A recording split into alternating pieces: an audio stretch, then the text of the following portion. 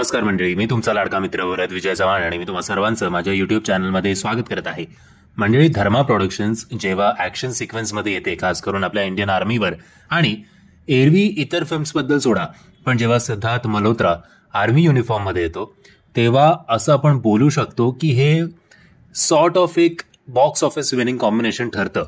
शेरशाह एक चांगला सिनेमा होता आणि तो आय थिंक कोविड या काळात आल्यामुळे अमेझॉन प्राईमवर डायरेक्ट रिलीज झाला होता, मला आता आठवत नाही एक्झॅक्टली. बट शेरशाह ज्यांनी तो सिनेमा बघितला त्याला नक्कीच तो सिनेमा भरपूर आवडलाय.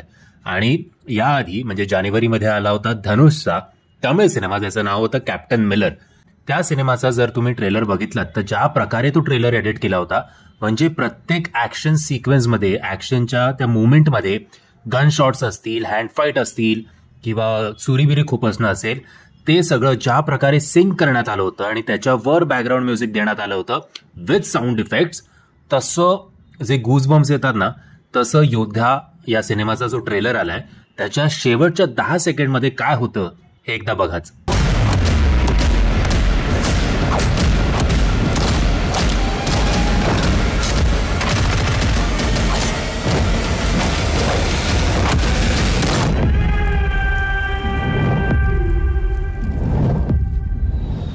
सो मंडळी, एक तर सर्वप्रथम म्हणजे हॅट्स ऑफ आहे ज्या प्रकारे हे अख्खा ट्रेलर एडिट करण्यात आलाय विथ प्रॉपर बॅकग्राऊंड म्युझिक, ज्या प्रकारे सिंक करण्यात आलंय ऍक्शन सिक्वेन्सला खास करून, ते खूप चांगलं वाटतंय.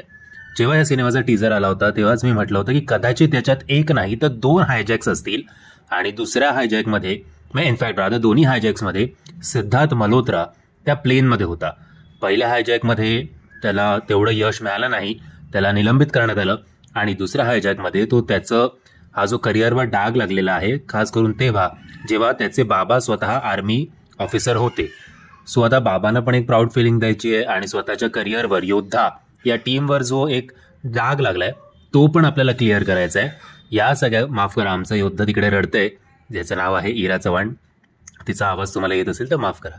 सो सांगत होतो की सो स्वतःच्या बाबांसाठी आणि करिअरवर जे डाग लागलाय, स्वतःच्या आर्मी युनिफॉर्मवर जो डाग लागला आहे पहिल्या अपयशामुळे, ते आता त्याचं रूपांतर यशात कसं करायचं आणि फुल ऑन पॅट्रिऑटिझम आणणारा हा सिनेमा वाटतोय विथ प्रॉपर ऍक्शन सिक्वेन्सेस. आपल्याला प्रत्येक वेळेला टायगर श्रॉफ सारखी उडी मारायची गरज नाहीये.